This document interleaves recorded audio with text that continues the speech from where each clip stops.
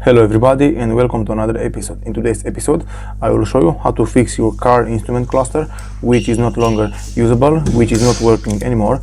So in my case I have this Volkswagen Passat B6 and the clocks from the dashboard are working just fine when I put the ignition on, but when I start the car the cluster it's shutting down automatically. As you can see, now the engine is turned on, the car is turned on, but the clocks from the dashboard are not working anymore. As you can see, even my headlights, the blinkers, the turn signal, everything is working, but on the dashboard is not showing me anything. So what I figure out is that the motherboard from this cluster has a short circuit, and this is why the clocks from the dashboard are not longer working.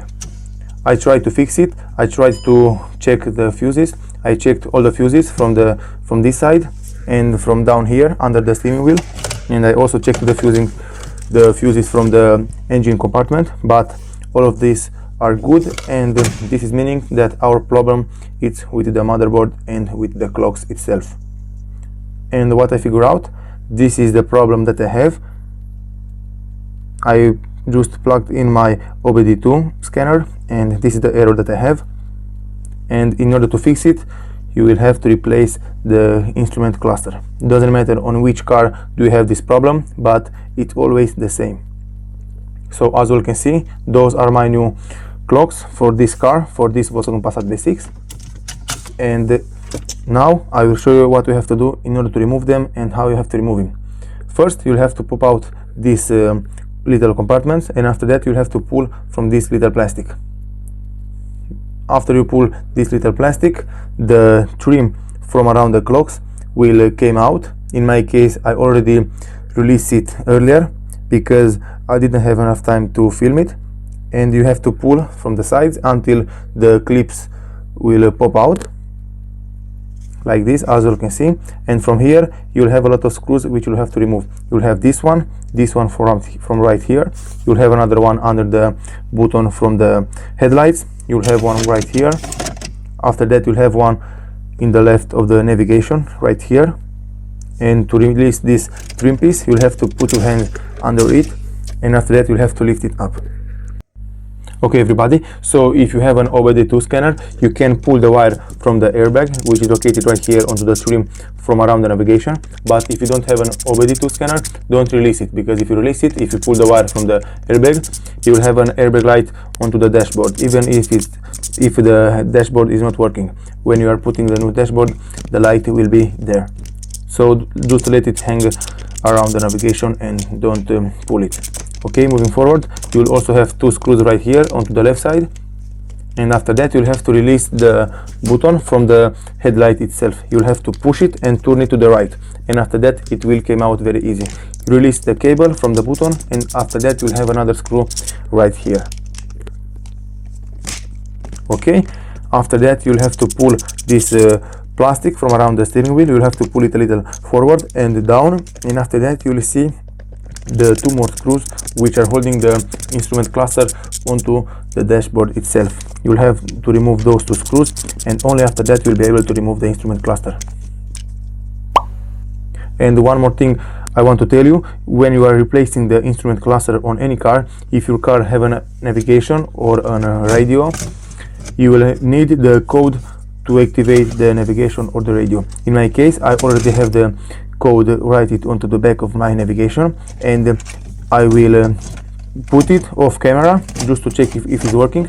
And if you have this code, is very easy for you, but if you don't have this code you'll have to pay someone to find it for you, because if you don't have that code you won't be able to use your navigation anymore, because somehow the code will be stored onto the clocks which you are removing from the car, and the new clocks don't have the code for your navigation.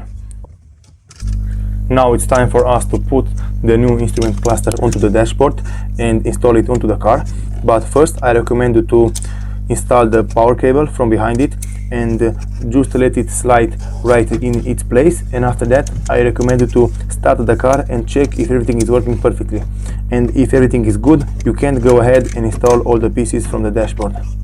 And the person who sold me this instrument cluster, I told him to modify it for me, like this staging. I also told him to make this staging, and also I told him to put my kilometers back onto the dashboard, and I also told him to put my new kilometers onto the dashboard, because my car has 380,000 kilometers, and obviously the new dashboard won't came with those kilometers, because if it's an used dashboard, the kilometers will be different for sure.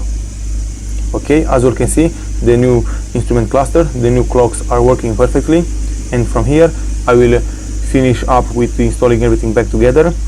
I will put my key for the navigation, and after that I will also show you how everything is working and if it's good to go.